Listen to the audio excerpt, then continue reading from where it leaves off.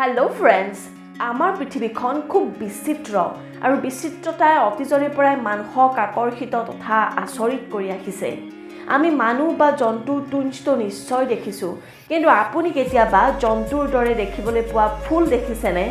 যদি দেখা নাই, আজি মই দেখুৱাম আপোনালোকক এই ভিডিঅ'টিত এনেকুৱা কিছুমান অদ্ভুত ফুল যি সম্পূৰ্ণ জন্তুৰ দৰে দেখাই নহয়, জন্তুৰ দৰে শব্দও কৰিব পাৰে।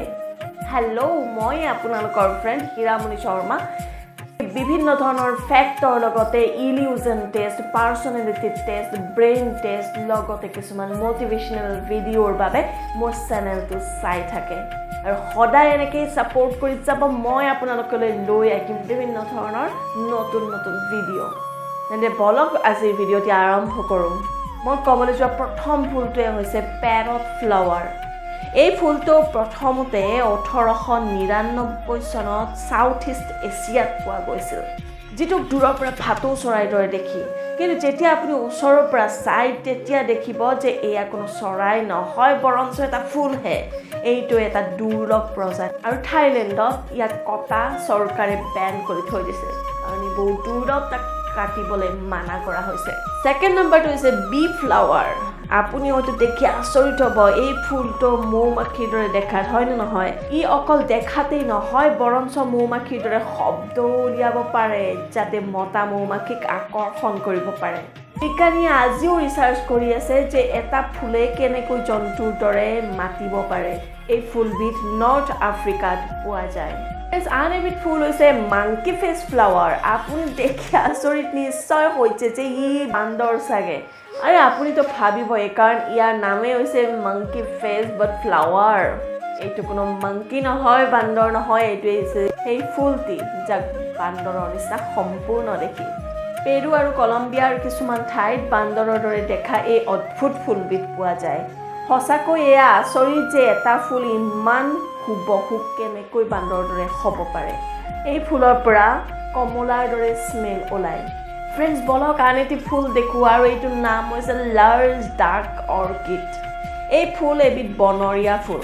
ইয়াক দেখিলে এনে লাগে যেন এটা হাঁহ গছৰ ডাল এটাত বহি আছে আৰু বতাহ দিলেই যেন বতাহতে উৰি যাব। এই ফুলবিধ 60 বছৰ আগৰ জংঘলতে পোৱা গৈছিলে আৰু এতিয়াও ৰিচাৰ্চ কৰি আছে। হয়নে নহয় বাৰু? ই পূৰা সম্পূৰ্ণ হাঁহৰ নিচিনা দেখিবলৈ। বন্ধু বান্ধৱীসকল, এতিয়া আপোনালোকক মই দেখাবলৈ গৈ আছোঁ এটা ভয়ানক ফুল। ইয়াৰ নাম হৈছে স্কাল ফ্লাৱাৰ। মানুহৰ লাও খোলাৰ দৰে দেখা এই ফুলবিধ খুব ভয়ানক দেখাত। ইয়াৰ ৰঙা ৰংটোৱে মানুহক আৰু বেছি ভয় খুৱায়।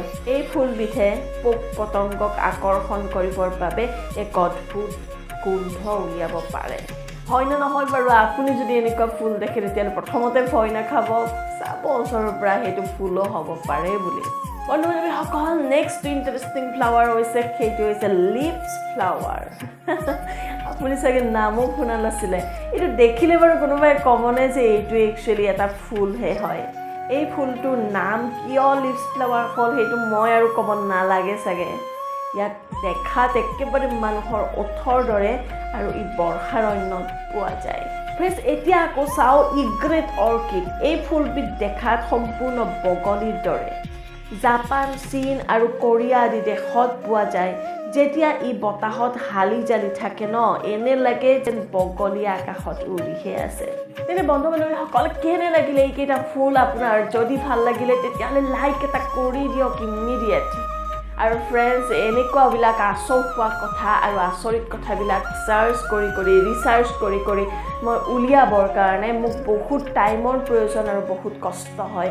বন্ধু বান্ধৱীসকল, যদি আপুনি ইণ্টাৰেষ্টিং পাইছে তেতিয়াহ'লে আপোনালোকৰ ফ্ৰেণ্ড চাৰ্কেলত শ্বেয়াৰ কৰি দিয়ক, আৰু মোৰ চেনেলটো বহুত মানুহৰ ওচৰত যাতে ৰিচ হৈ যায় সেয়ে মোৰ ছাপোৰ্ট কৰি যাব, শ্বেয়াৰ কৰি যাব। যদি কোনোবা নতুনকৈ আহিছে মোৰ চেনেললৈ তেতিয়াহ'লে এই মাত্ৰই ছাবস্ক্ৰাইব কৰি দিয়ক। হ'লে আকৌ নতুন ভিডিঅ'লৈ আহি আছোঁ মই হিৰামনি শৰ্মা। তেতিয়ালৈকে বাই বাই।